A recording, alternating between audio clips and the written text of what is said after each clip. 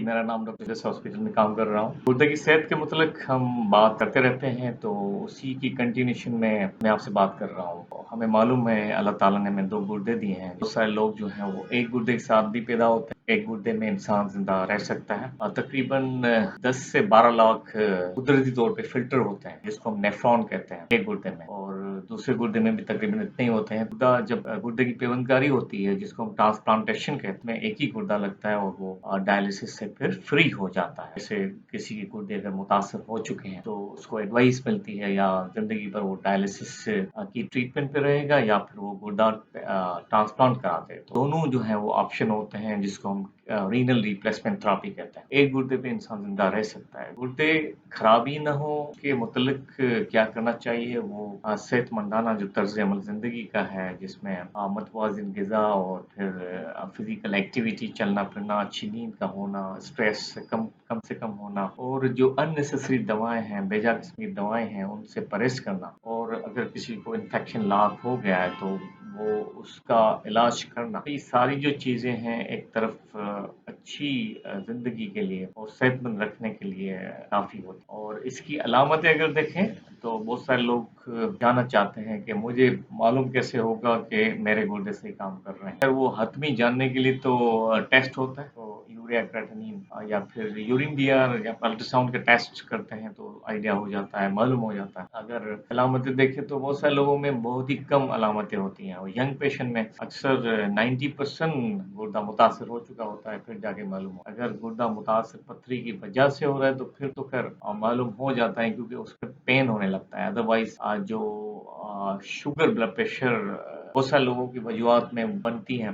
तकरीबन अंदाजे के ऊपर 70% तो शुगर, ब्लड प्रेशर ही वजह बनती है किसी के मुकम्मल गुर्दे फेल होने की, और जो डायलिसिस पे हैं तो उनमें अलामतें बहुत ही कम होती हैं। अगर किसी में होती हैं तो बहुत ही वेग सी, जैसे कि कमजोरी बढ़ जाना, थकन जल्दी हो जाना, या उल्टी जैसा, या उल्टी कभी कभी आना, और पेशाब में कुछ लोगों को जाग जैसा महसूस होता है, या जिस्म में खारिश का महसूस होना, और या कोई दूसरी वजह से कोई टेस्ट कराई तो उसमें ऊंच नीच का मालूम हो जाना, या कभी ब्लड प्रेशर चेक कराया तो पता चला ब्लड प्रेशर बढ़ा है, वो भी एक अलामत है गुर्दे की खराबी। बहुत सारे लोगों को गुर्दे की खराबी पता चलता है कि जब पहली दफा उनके ब्लड प्रेशर चेक किए गए तो बड़े हुए, तो वो भी इग्नोर या उसको नजरअंदाज नहीं करना चाहिए। फिर मैंने देखा है कि बहुत सारे लोग अननेसेसरी दवाएं लेते रहते हैं, ओवर द काउंटर जाके काउंटर पे गए मेडिकल स्टोर के और कहा मुझे फलां तकलीफ है, और वो दवाएं खाई, और वो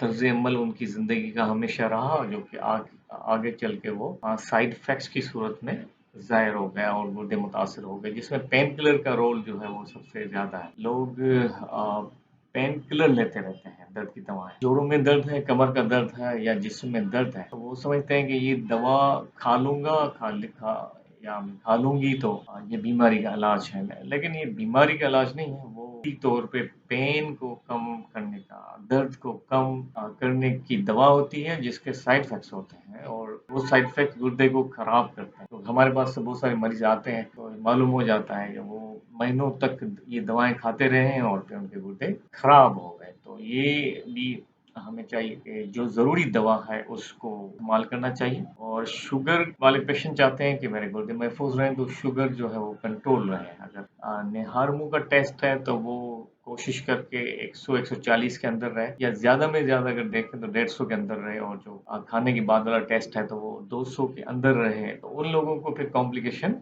कम से कम देखी गई है। ब्लड प्रेशर देखें तो 140 और 90 के अंदर रहे। ऊपर वाला अगर समझ लेंगे 140 के बीच में, और नीचे वाला जो है 60 और 90 के बीच में रहना चाहिए। तो है तो ये छोटी छोटी चीजें हैं, लेकिन ये करने से बहुत ही कम चांसेस रहेंगे कि किसी के गुर्दे मुतासर रहें। और यकीन जाने ये सिर्फ गुर्दे की बीमारी से बचने की चीजें नहीं है, ये तकरीबन हर उज़्वे यानी सेहतमंद जिंदगी के लिए जरूरी है। दिल का मर्ज पे अगर चाहें तो बचने के लिए ये ही एक तर्ज अमल जिंदगी है। सेहत स्मोकिंग ना हो, खाने में जो है वो बेतरतीबी ना हो, बहुत ज़्यादा मीठा खाना, चिकनाई वाली चीज़ें खाते रहना, और बगैर टाइम के खाते रहना, फिर मोटापे की शक्ल में जो है वो शुगर पहली दफ़ा थोड़ी खराब आई, फिर भी नज़रअंदाज किया, कुछ डायबिटीज़ या शुगर के मरीज़ हो गए, फिर शुगर उसकी कॉम्प्लिकेशन में फिर दिल का मर्ज़ हो गया और फिर जब गुर्दे मुतासर हो गए, तो ये एक विशियस सर्कल है जो लेके जाता है डायलिसिस के ऊपर और उसी में बहुत सारी ज़िंदगी मफलूज होते हुए देखा है। बहुत सारे लोगों की टाँगें काटनी पड़ी हैं क्योंकि शुगर का कंट्रोल अच्छा नहीं था और उनको एहसास ही नहीं होता दर्द का, तो ज़ख्म हुआ, वो बढ़ता गया तो फिर उनकी पैर या किसी की टाँग पर वो अगर रेटिना यानी आँखों के पर्दे पे अगर असर करती है तो आँखें आस्ते-आस्ते जो है वो अपना विज़न है, जो नज़र है वो आहिस्ते-आहिस्ते कम होके बहुत सारे नाबीन मरीज़ भी शुगर वाले थे। तो इसी के साथ उम्मीद है कि ये थोड़ा काम की चीज़ें हमने